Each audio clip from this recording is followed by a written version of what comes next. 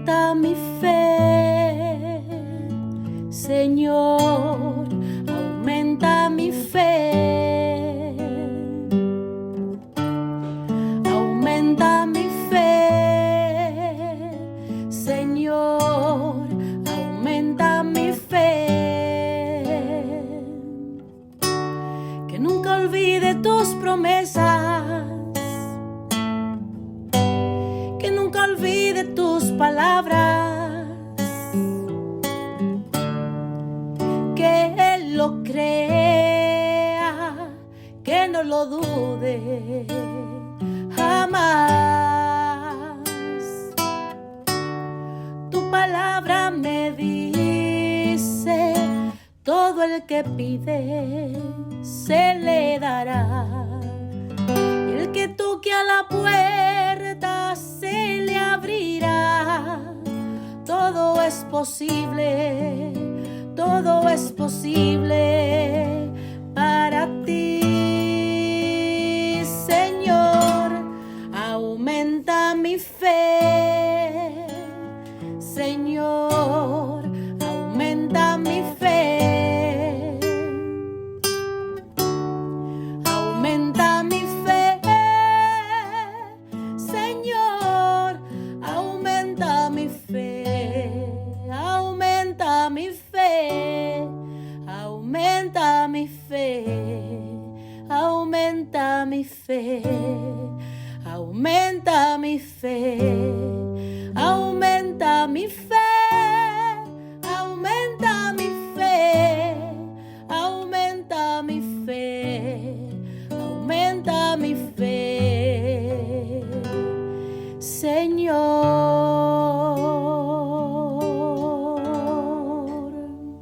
Saludos en este glorioso día y bendiciones a los radios que escuchan Jesús y María Radio, que están sedientos de la palabra de Dios. Les envío un saludo a su hermano Américo Tejada, de la parroquia San Simón Estac San José, que está localizada en el Bronx y pertenece a la Arquidiócesis de Nueva York. Estamos aquí todos los lunes de 5 a 6 p.m., hora de Nueva York. En este segmento de estudio bíblico titulado Crece en tu fe, estamos estudiando el Evangelio según San Juan. Este Evangelio presenta la persona y el mensaje del Señor Jesús de un modo bastante diferente al de los Evangelios sinópticos, tanto en su contenido como en su lenguaje.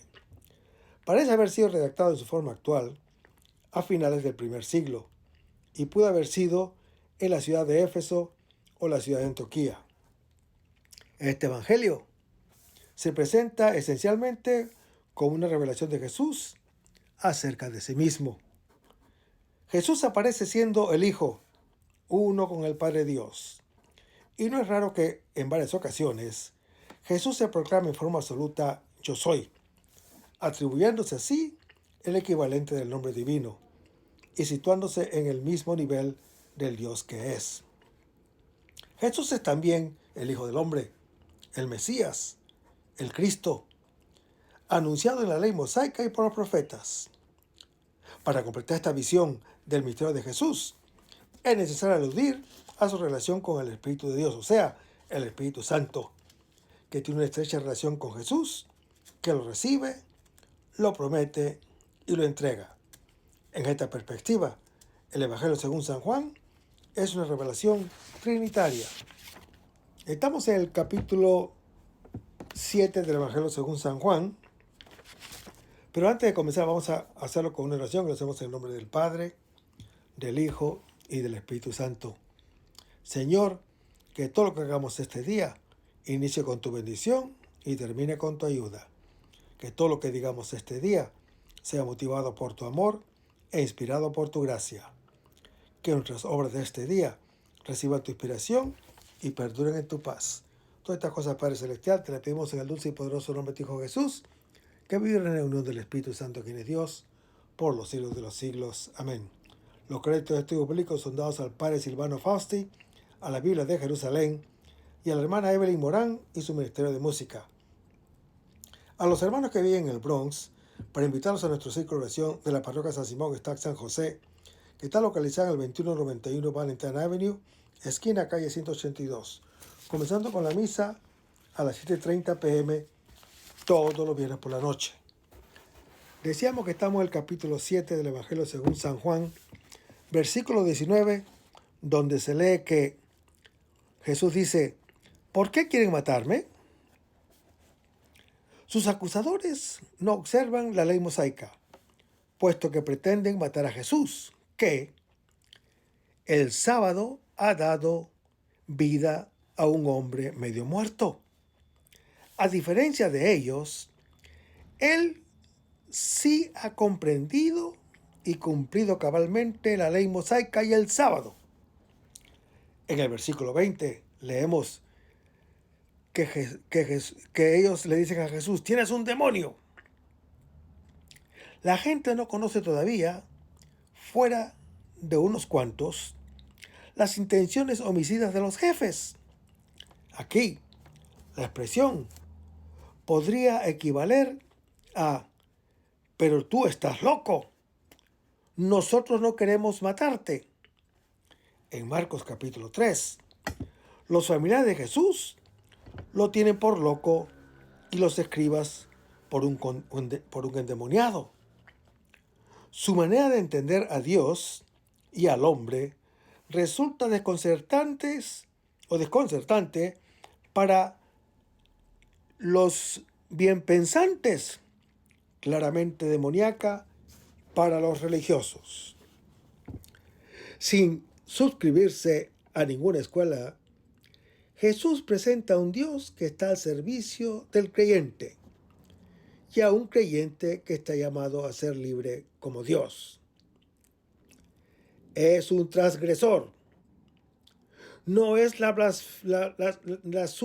blasfema estupidez del primer hombre engañado por Satanás, como está relatado en Génesis capítulo 3. Y en el versículo 21 leemos: una sola obra he hecho. Hermanos, el Señor Jesús se refiere a la curación del paralítico que está en Juan capítulo 5, que ha despertado contra él un odio mortal por parte de los jefes de los judíos. En el versículo 22 leemos: en sábado circuncidan al hombre.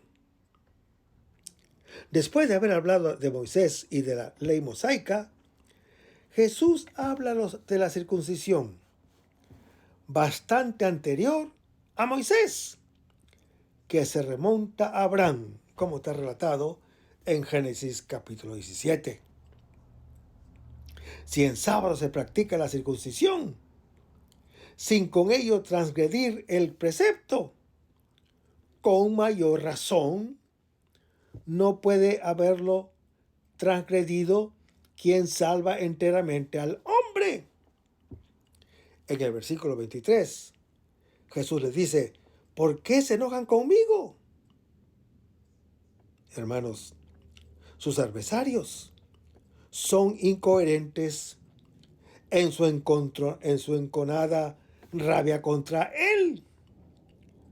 Lo que ha llevado a cabo en la piscina no es la transgresión de la ley mosaica y del sábado, sino justamente su cumplimiento.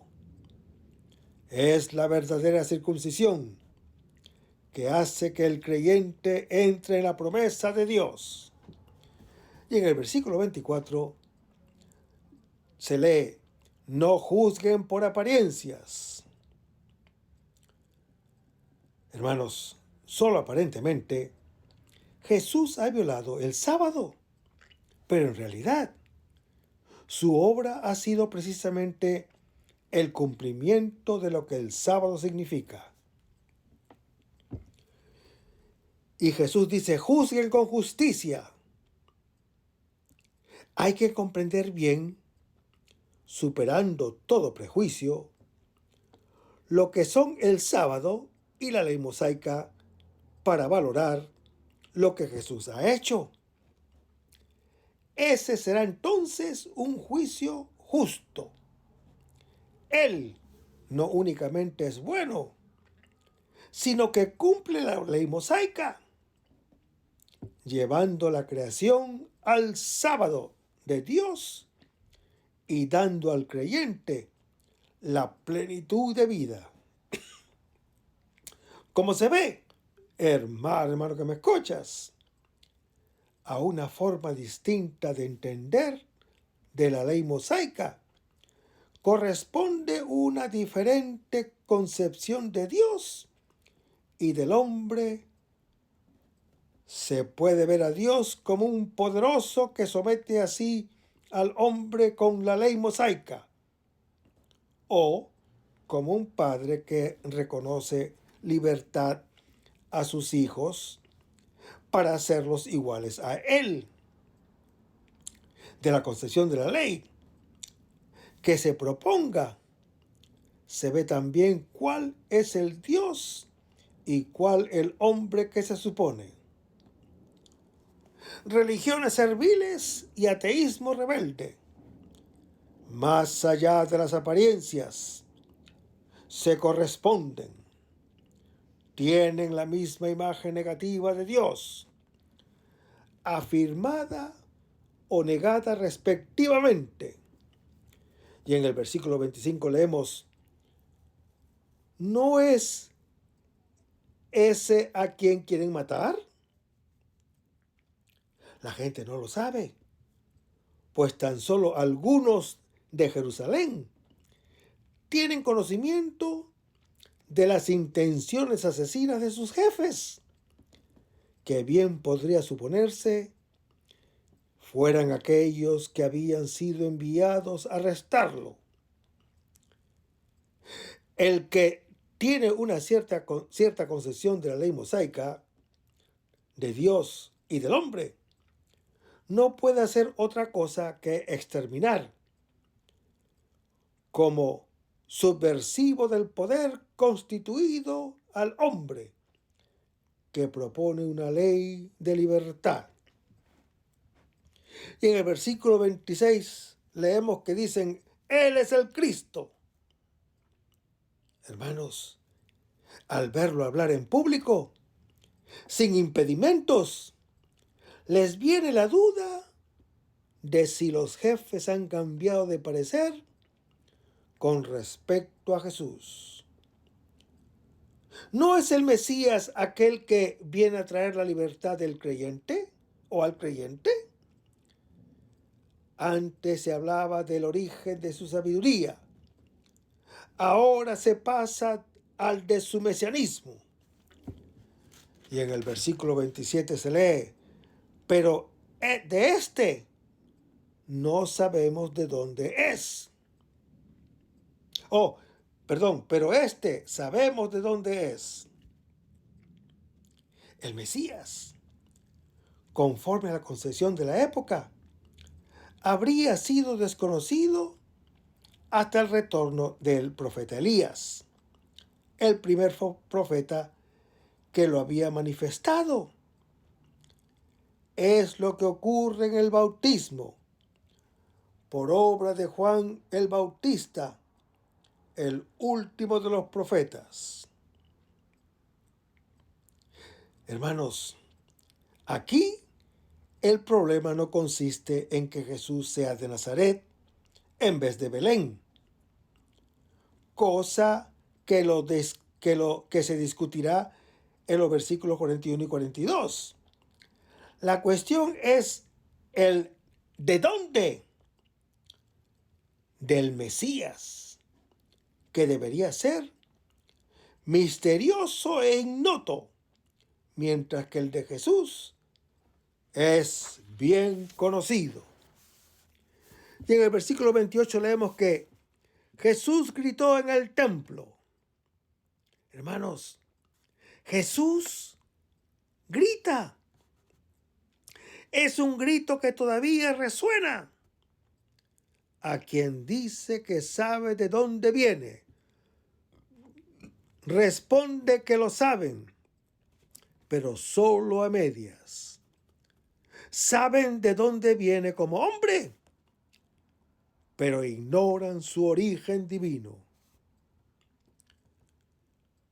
Y Jesús dice: yo no he venido por mí mismo, Hermanos, Jesús viene de uno que ellos no conocen y a quien nadie jamás ha visto, como está en Juan capítulo 1.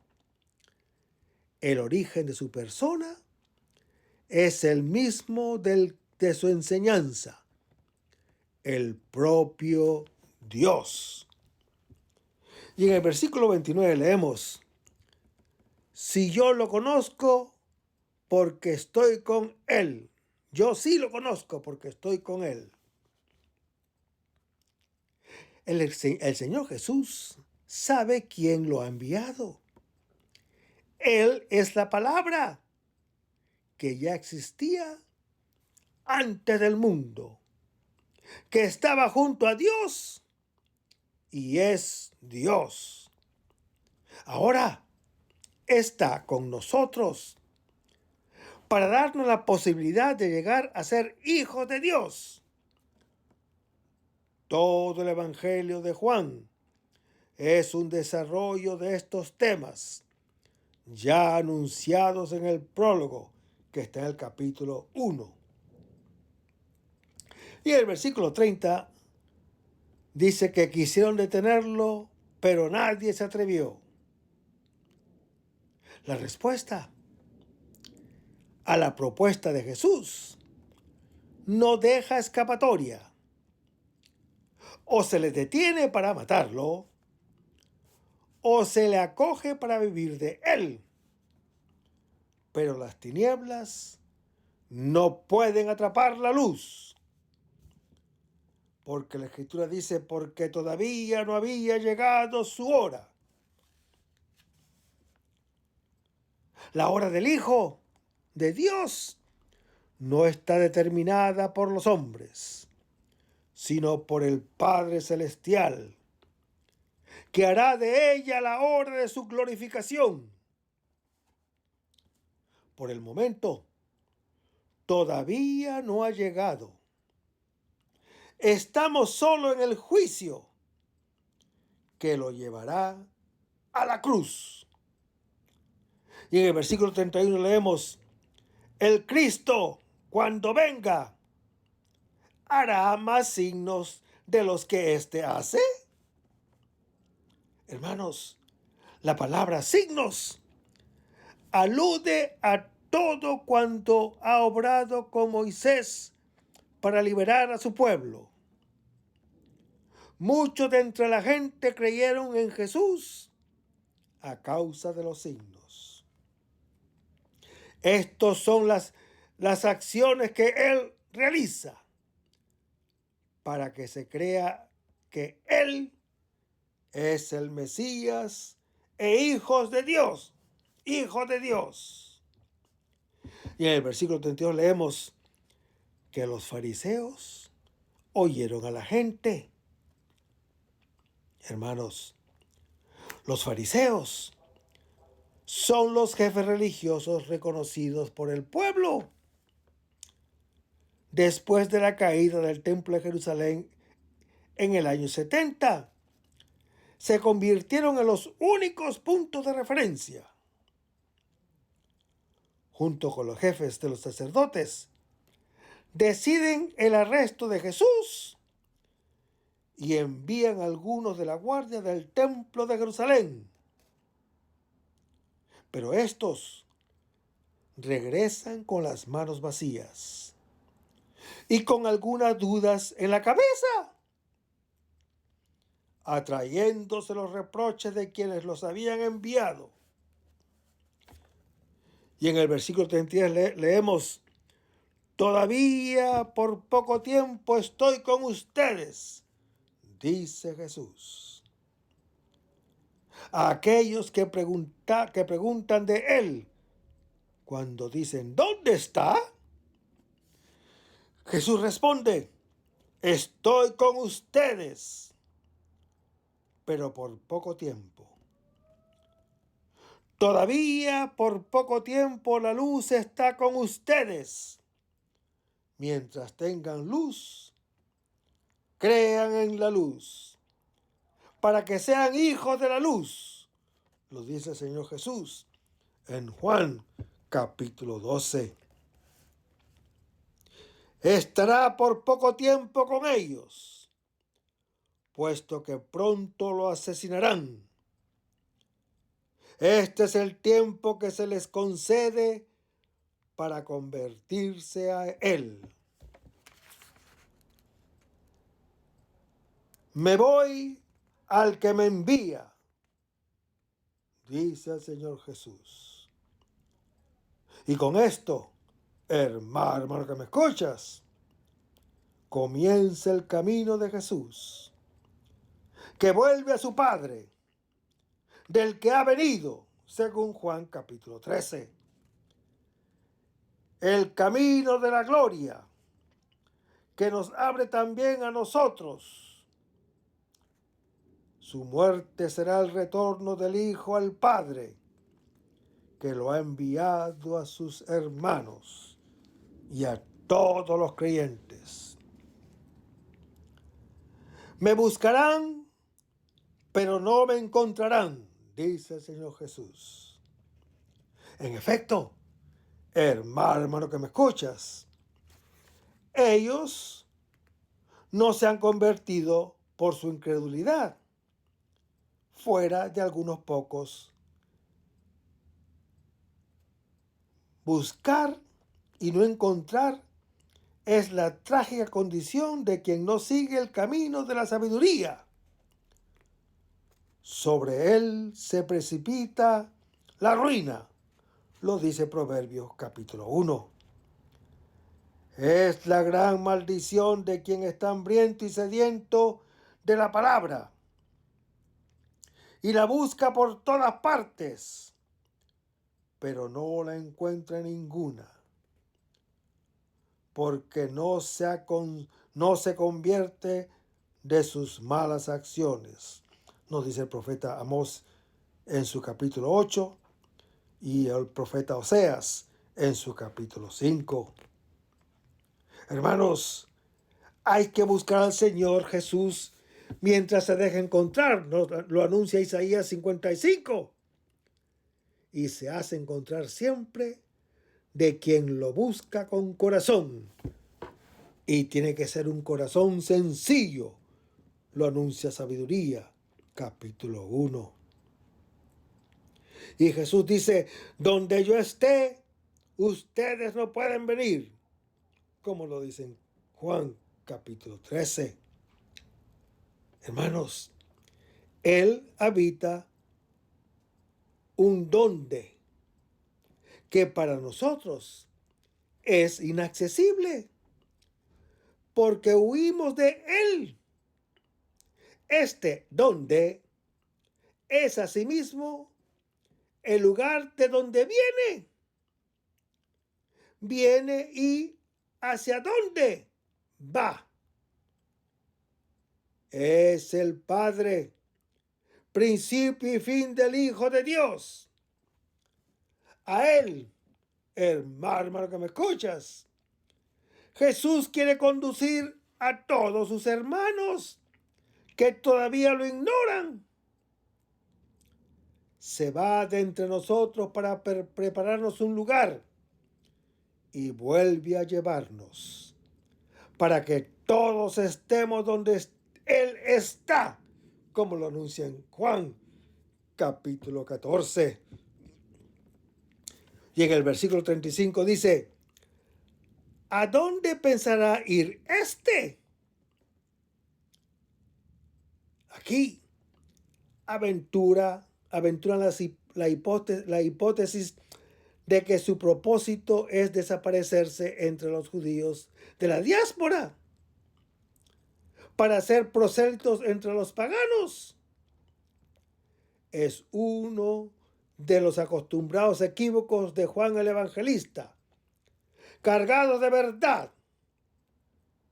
Su iglesia, efectivamente, es una comunidad judía en ámbito pagano. Otros más aventuran también la hipótesis de que quiere matarse, como está en Juan capítulo 8, proyectando en él sus deseos homicidas. Desde luego que Él no va a cometer el despropósito de quitarse la vida, pero sí, en cambio, dará su vida a quienes se la quitan, para después volverla a tomar. Este es su poder como Hijo de Dios, conforme al mandato recibido del Padre, como está en Juan capítulo 10.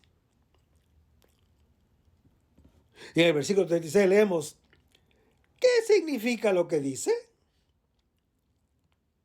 Por tercera vez, en 3 versículos, aparece el misterio del dónde está ese lugar a donde nosotros no podemos ir, sino a condición de escuchar su grito, que viene inmediatamente después, cuando dice, si alguno tiene sed, venga a mí y beba. Vayamos ahora a Juan capítulo 7, versículos 37 al 53, donde se lee, el último día, el más grande de la fiesta, Jesús, de pie, gritó, diciendo, si alguno tiene sed, venga a mí y beba. Quien cree en mí, como dice la Escritura, ríos de agua viva brotarán de su seno. Esto lo decía refiriéndose al Espíritu que habían de recibir los que creyeran en Él, pues aún no se había dado el Espíritu, porque Jesús no había sido glorificado. Algunos de entre la gente que habían oído estas palabras decían, este es verdaderamente el profeta. Otros decían, este es el Cristo. Pero otros decían, ¿acaso podrá venir el Cristo de Galilea? ¿No dice la Escritura que el Cristo viene de la descendencia de David y del pueblo de Belén? ¿De dónde era David? Se produjo entonces una división entre la gente a causa de él. Algunos de ellos querían arrestarlo, pero nadie puso la mano sobre él. Llegaron entonces los guardias del templo, de parte de los jefes de los sacerdotes y de los fariseos, y le dijeron, ¿por qué no los han traído? Los guardias respondieron, jamás un hombre ha hablado así. A lo que los fariseos replicaron, ¿también ustedes se han dejado engañar? ¿Acaso alguno de entre los jefes o entre los fariseos ha creído en él? Pero esa gente que no conoce la ley son unos malditos. Les dice Nicodemo, aquel que antes había ido a verlo y era uno de ellos. ¿Acaso nuestra ley juzga a alguien sin antes escucharlo? ¿Y sin saber qué hace? Le respondieron y le dijeron, ¿acaso tú también eres de Galilea? Estudia y verás que de Galilea no surge ningún profeta. Y se fueron cada uno a su casa. Si alguno tiene sed, venga a mí y beba. Grita Jesús el último día de la fiesta de los tabernáculos. El Espíritu Santo, simbolizado en el vino de Caná en Juan capítulo 2, que Juan el Evangelista, que Juan el Bautista, que Juan el Bautista vio descender y posarse sobre él en Juan capítulo 1, que engendra de lo alto, como está en Juan capítulo 3, y en el que se adora al Padre en espíritu y en verdad, como está en Juan capítulo 4. Se promete ahora a cuantos creen en Él, cuando sea glorificado, les ofrecerá su vida de hijo de Dios, su amor hacia el Padre y a los hermanos. Acaba de afirmar que nosotros no podemos ir a donde Él esté, pero ahora nos invita a ir a Él y nos ofrece el medio para alcanzarlo, para que también nosotros podamos estar con donde Él esté. Y el medio que nos propone para lograrlo es, a primera vista, un no medio. La sed, que no es solamente carencia de agua, sino también deseo de ella. Lo único que nos hace capaces de alcanzar el don es el deseo que, cuando no produce nada, lo acoge todo. El grito de Jesús es el mismo de la sabiduría que invita al hombre a abandonar el camino que lleva a la frustración y tomar el de la vida. Lo anuncia Proverbios capítulo 9. Su voz ha resonado a través de la historia y resuena todavía, hoy como entonces. Invitación que a nadie deja indiferente y que desencadena en cada uno la lucha incesante entre adhesión y rechazo, fe e incredulidad, amor y odio, acogida y violencia, vida y muerte. Hermanos, la revelación se produce en el último día, el más solemne, que da fin a la fiesta. Todos los días de la semana de las tiendas se llenaba una copa de oro con agua sacada de la piscina de Siloé, y se la llevaba en procesión cantando: sacad con alegría agua de las fuentes de la salvación, como lo anuncia Isaías en su capítulo 12.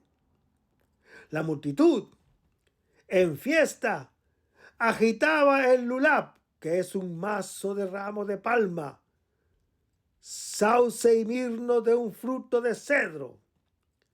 Entraba por la puerta de las fuentes, como está en Nehemías capítulo 3, cantando el Jalel, en recuerdo de la liberación de Egipto, como lo dicen los Salmos 113 al 118.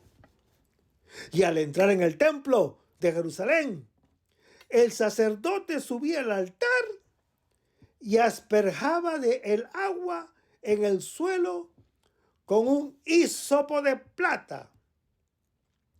El último día de la semana, el sumo sacerdote la vertía fuera de los muros de Jerusalén, como signo de las bendiciones que, de Israel, se derramaban sobre todos los pueblos, según la promesa hecha a Abraham en Génesis capítulo 12. Era el apogeo de la fiesta. El pueblo explotaba en alegría con sus expectativas mesiánicas y su deseo de libertad y de dominio universal.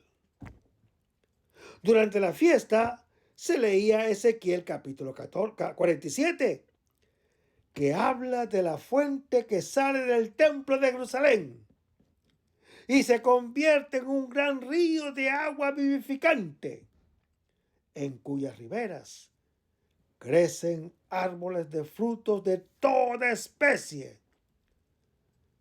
Viendo en el templo de Jerusalén una estrecha relación con la roca que Dios hendió, haciendo brotar de agua o de ella agua como del abismo, como lo anuncia el Salmo 78.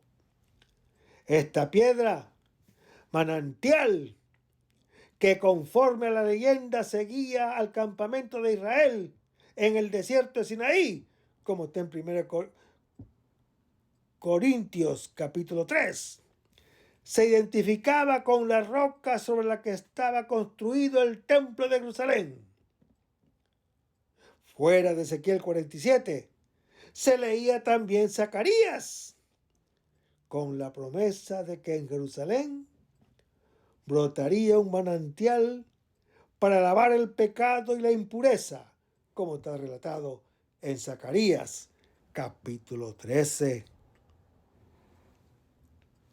El mismo profeta, un poco antes, al describir la liberación y la renovación de Jerusalén, habla de la contemplación de un herido misterioso en Zacarías capítulo 12, que el evangelista identifica con Jesús en Juan capítulo 19. Una vez glorificado, justamente entonces brotarían de él ríos de agua viva. Después de revelar su origen y su destino, ahora el Señor Jesús anuncia el don de su Espíritu Santo, que puede darnos, gracias precisamente a su origen de Hijo de Dios y de su destino como Hijo del Hombre.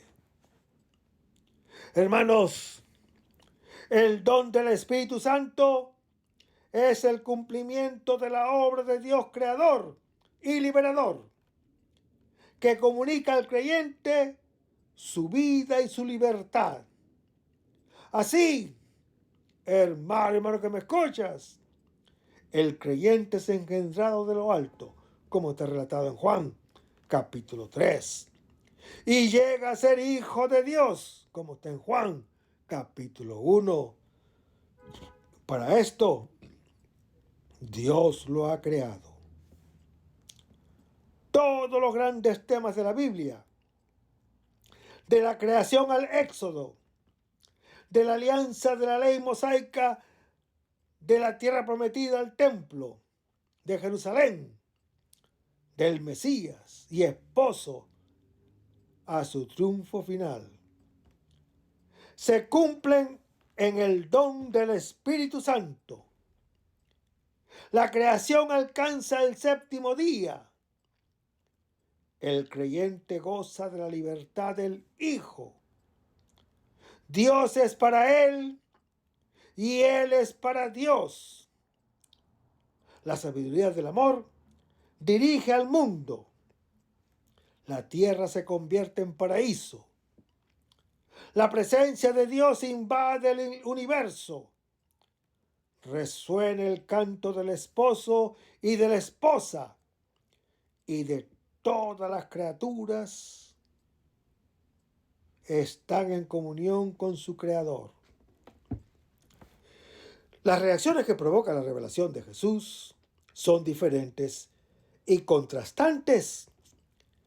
La violenta reacción de los jefes será vencida por el amor del Hijo de Dios, que entrega su vida a quien se la quitan.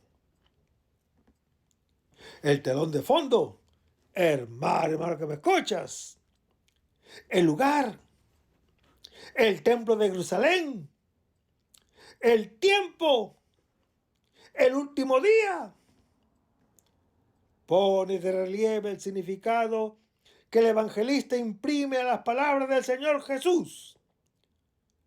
Palabras que aluden a su glorificación, cuando todo esté cumplido, como está en Juan capítulo 19. Jesús realiza la gran promesa de Dios y el deseo arcano del creyente. Con él comienza la época definitiva, la del agua y del Espíritu Santo, en la que el agua de vida es el Espíritu mismo de Dios, que es amor. Jesús grita que En Él se dan al creyente todas las bendiciones y lo hace de pie, como el heraldo, no sentado como el escriba, y grita como la sabiduría que invita al banquete de la vida, como está en Proverbios capítulo 1. El texto principia con Jesús que clama, invitando a ir hacia Él, que es fuente de vida. Prosigue con las reacciones positivas de la gente y continúa con las negativas de los jefes contra la guardia y la gentuza, para concluir con la defensa de Nicodemo, que acaba siendo insultado. Hermanos, Jesús es la sabiduría de Dios, el nuevo templo, la roca de la que brota la fuente de agua viva abierta en Jerusalén. Todo eso quedará claro después de que sea glorificado y nos haya dado su Espíritu Santo. La iglesia nace de lo alto, como criatura nueva, del agua del Espíritu Santo, capaz de amar con el amor con el que Él es amada, con el que es amada. Y en el versículo 37 leemos, el último día. Hermanos, el último día de la fiesta de los tabernáculos cobra una significación particular, como referencia al último día de Jesús, cuando lleve a término su obra de Hijo de Dios, dando a los creyentes su Espíritu Santo. Y dice la Escritura que Jesús gritó diciendo, Jesús, hermano que me escuchas, en pie, grita como la sabiduría e insta a sus oyentes a superar sus propios prejuicios y a volverse a Él para recibir su Espíritu Santo, como lo anuncia Proverbios capítulo 1. Y Jesús dice, si alguno tiene sed, hermanos, el creyente es búsqueda de vida y de felicidad. Es sed de Dios, como tierra desierta, agostada y sin vida, como lo anuncia el Salmo 63. La sed es la necesidad más radical. Es deseo de lo indispensablemente necesario para vivir. Es un vacío concreto que ningún sustituto puede llenar. La sed del creyente es ilimitada y no aspira a un agua diferente de la plenitud de vida. El creyente es ansia de Dios. Para quien es capaz de Dios, nada que seamos menos que Dios podrá colmarlo. Y Jesús dice, si alguno tiene sed, venga a mí. Hermanos, Jesús se identifica con aquello de lo que el creyente tiene sed, que es el mismo. Sediento, se sienta en el pozo para que la samaritana comprenda su propia sed, que solo Él puede apagar, como está en Juan capítulo 4. Y no solamente venga a mí, sino que beba, dice Jesús. Él es la fuente de agua viva, como la vida de que es de todo cuanto existe, como está en Juan capítulo 1. La roca golpeada de la que brota el agua en el desierto, como está en el Salmo 78 y en 1 Corintios capítulo 10. El nuevo templo del que sale el río de aguas fecundas, como lo anuncia el profeta Ezequiel en su capítulo 47. La fuente que purifica y regenera Jerusalén, como lo anuncia Zacarías en su capítulo 12. Todos estamos invitados allí a sacar con gozo aguas de la fuente de salvación. Lo anuncia Isaías en su capítulo 12. De su costado herido, herida de amor de Dios por el creyente, somos engendrados y nos sentimos como en casa. Allí bebemos y nos saciamos de Él, como está en Juan capítulo 19.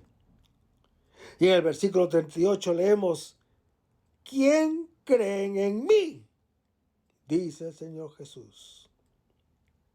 Según la puntuación que se elija, estas palabras pueden referirse a lo anterior o a lo que sigue.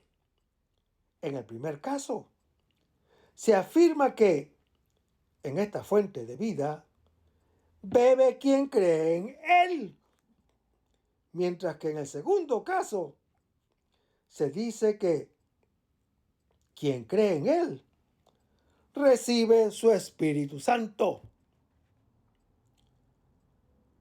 Como dice la Escritura, ríos de agua viva brotarán de su seno, dice el Señor Jesús. Hermanos, la cita como tal, a la letra, no aparece en ningún texto bíblico, pero hay que decir que ella encierra el sentido de toda la Biblia.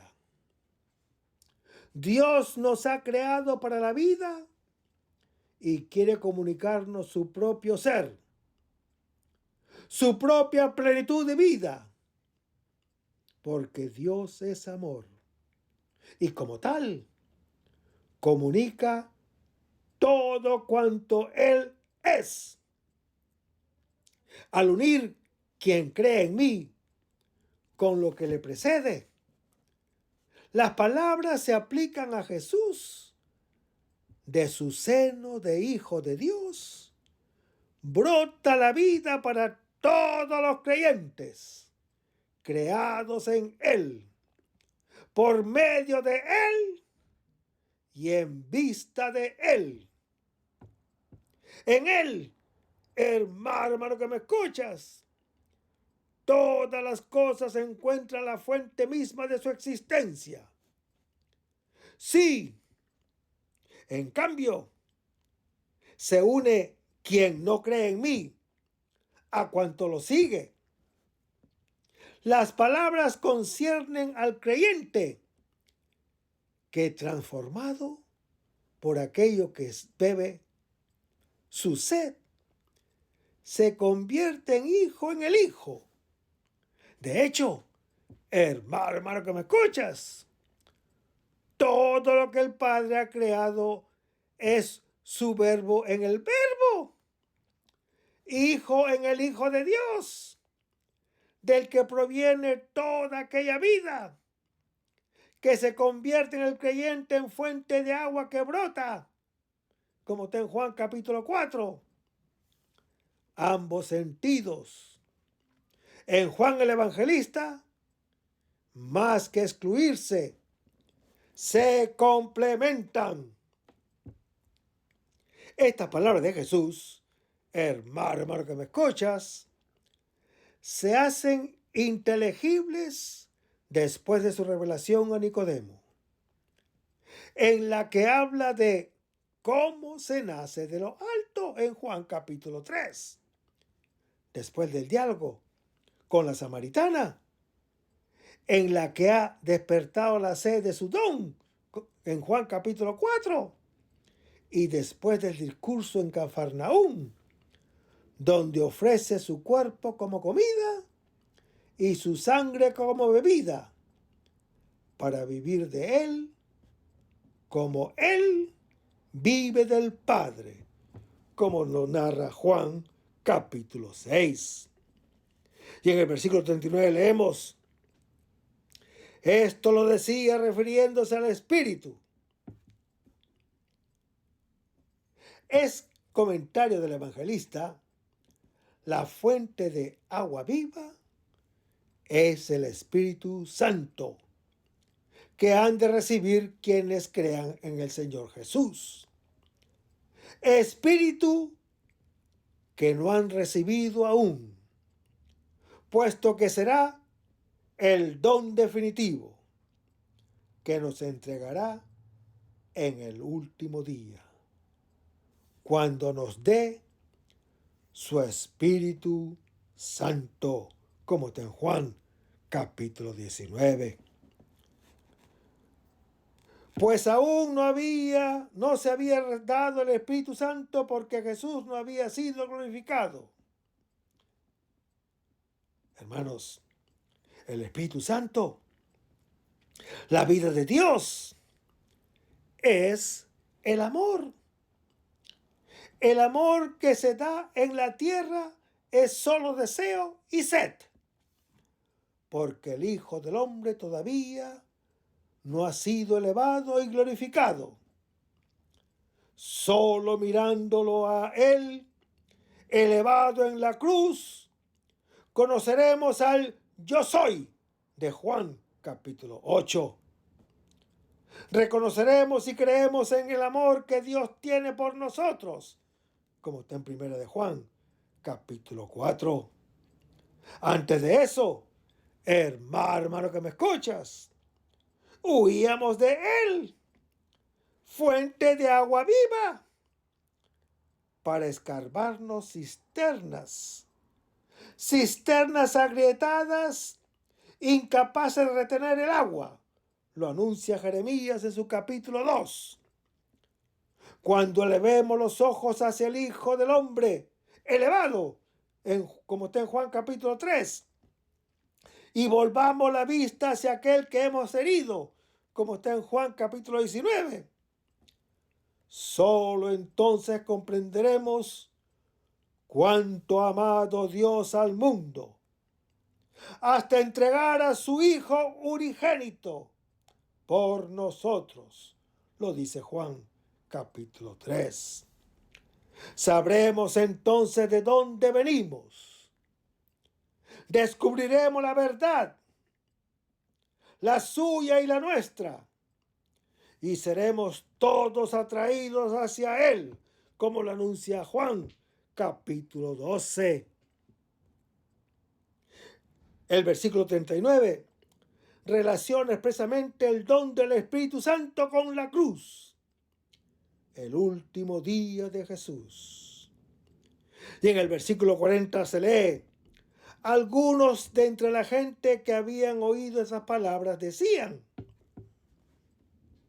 Hermanos, la promesa del agua no deja indiferente a nadie, pero para conseguirla es necesario entender quién es el que la da y adherir a Él, que es fuente de vida. Es importante que yo reconozca y me declare en su favor, porque deseo de acuerdo con el que sé y alcanzo según lo que deseo. Este es verdaderamente el profeta. Aquí, hermano que me escuchas, por primera vez, el Señor Jesús es reconocido como el profeta, prometido por Moisés, a quien hay que escuchar, como lo anuncia Deuteronomio, capítulo 18. Porque Él proclama la palabra de Dios. Lo primero que hay que captar es una persona y su palabra. Si su palabra es proferida en nombre de Dios, dice la verdad que da vida. Si es un falso profeta, como la serpiente, profiere la mentira que da muerte. Y en el versículo 41 leemos: Él es el Cristo. Un segundo nivel de conocimiento de Jesús logra reconocerlo no solo como el profeta que habla en nombre de Dios, sino también como el Cristo que realiza toda su palabra y hace presente el reino prometido. El título de Cristo es superior al del profeta. El Cristo no solo dice la palabra por los demás, siempre desoída, sino que la cumple, restituyendo al creyente su verdad, porque vence el mal que la palabra denuncia y obra el bien que ella anuncia. Y el resto, hermano que me escuchas, lo vamos a ver en el próximo segmento. Manténgase en sintonía. Vamos a despedirnos con una oración y lo hacemos en el nombre del Padre, del Hijo y del Espíritu Santo. Señor Jesús, ayúdanos a conservar el fervor espiritual, la dulce y confortadora alegría de evangelizar, incluso cuando hay que sembrar entre lágrimas, como Juan el Bautista, como lo hicieron los apóstoles Pedro y Pablo y los otros apóstoles, y también esa gran multitud de evangelizadores que se han sucedido a lo largo de la historia de la Iglesia Católica, con un ímpetu interior que nada ni nadie sea capaz de extinguir. Señor Jesús, que sea esta la mayor alegría de nuestras vidas entregadas al Evangelio. Y ojalá que el mundo actual pueda así recibir la buena nueva de tu Evangelio, porque tenemos la tarea de anunciar el reino de Dios y de implantar tu iglesia en este mundo que todavía no te conoce. Todas estas cosas, Padre Celestial, te las pedimos en el dulce y poderoso nombre de ti, Jesús, que vive y reina en el nombre del Espíritu Santo, quien es Dios, por los siglos de los siglos. Amén. Hasta el próximo segmento. Que el Señor nos bendiga.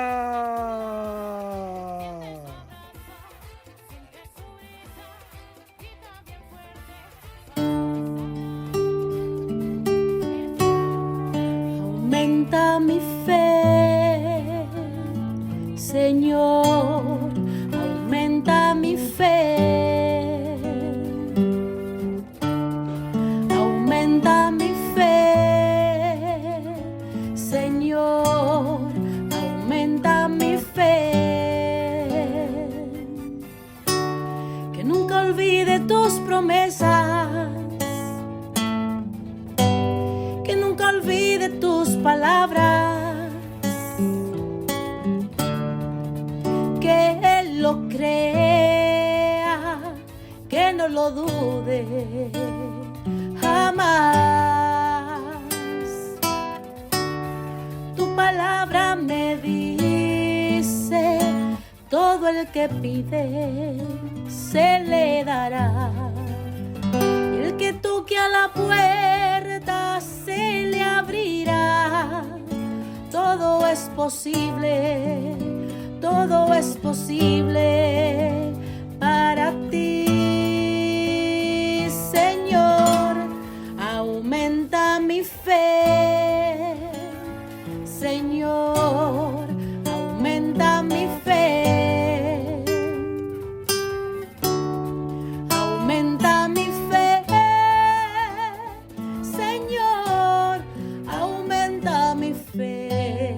Aumenta mi fe, aumenta mi fe. Aumenta mi fe, aumenta mi fe. Aumenta mi fe.